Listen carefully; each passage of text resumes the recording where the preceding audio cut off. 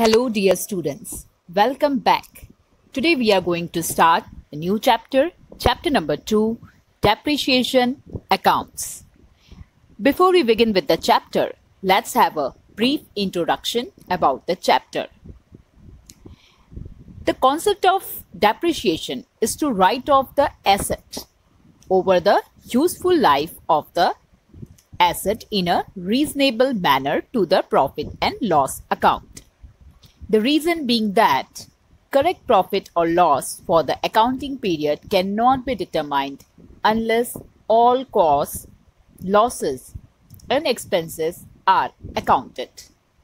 Depreciation is a cost and therefore should be accounted. Its provision is not optional but must be made. If we do not deduct any expense from the income of an accounting period, the profit and loss account will not show the correct profit or loss. As depreciation is an expense which refers to the cost of the use of fixed assets, it must be deducted from the income of that accounting period. Now let us understand the meaning of depreciation. The word depreciation has derived from Latin word deprecium, which means decline or reduction in price or value. Depreciation means fall in the book value of fixed asset because of usage or with efflux of time or due to obsolescence or accident. Depreciation is a permanent, continuing, and gradual fall in the book value of a fixed asset. So now we can say that depreciation is a part of cost of a fixed asset which has expired due to its usage or due to obsolescence or accident. In other words, it is a fall in the value of fixed asset. It is important to note that depreciation is charged on all fixed assets except land. The reason is that, unlike other fixed assets like machinery and furniture, land has infinite economic value.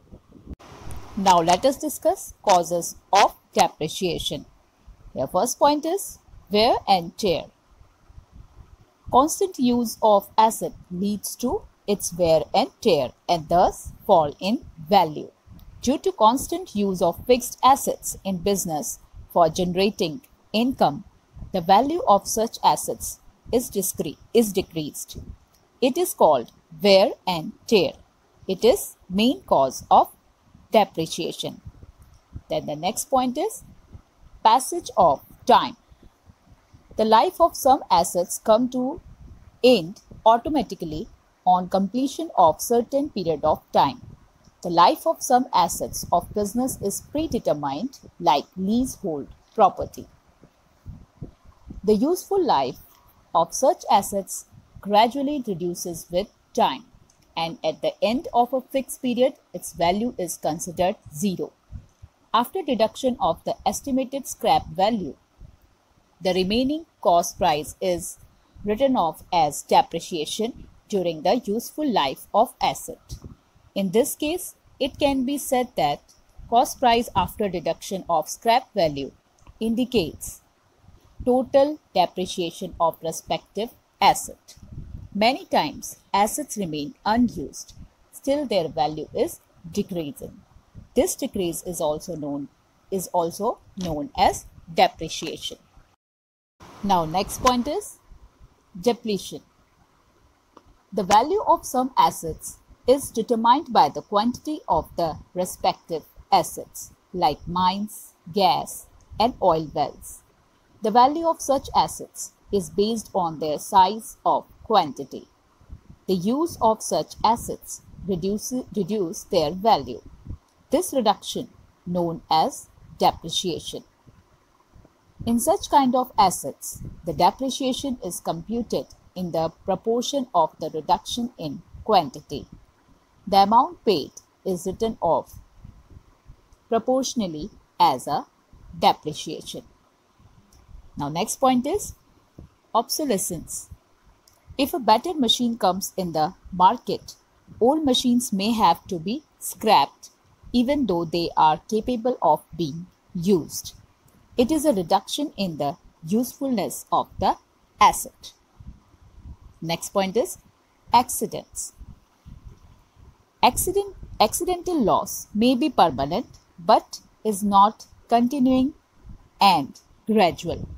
Accidents may also cause a permanent fall in the useful life as well as in the value of assets. The next point is permanent fall in price. As and when there is permanent reduction in market value of asset, the amount of reduction is known as depreciation. Now let us discuss factors determining depreciation. That means factors for calculating the amount of depreciation are: first point, original cost of the fixed asset. Cost will include all expenses incurred like freight and installation charges up to the point the asset is ready for use. So we can say that original cost is equal to purchase price plus freight plus installation cost. Then second point, estimated amount of expenditure on repairs during the useful life.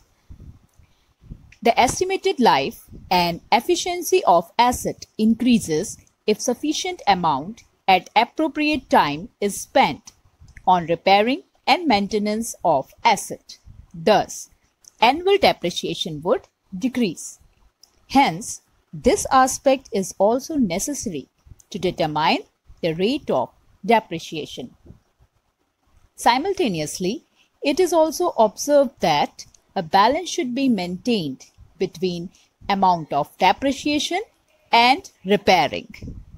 Then third point, estimated useful life of asset after which it will be discarded. Physical life is not important.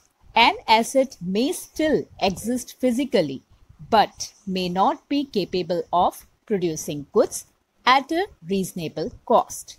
If, for instance, an asset can be used for 20 years but is likely to lose its useful value within 10 years, its life for the purpose of accounting should be considered as only 10 years.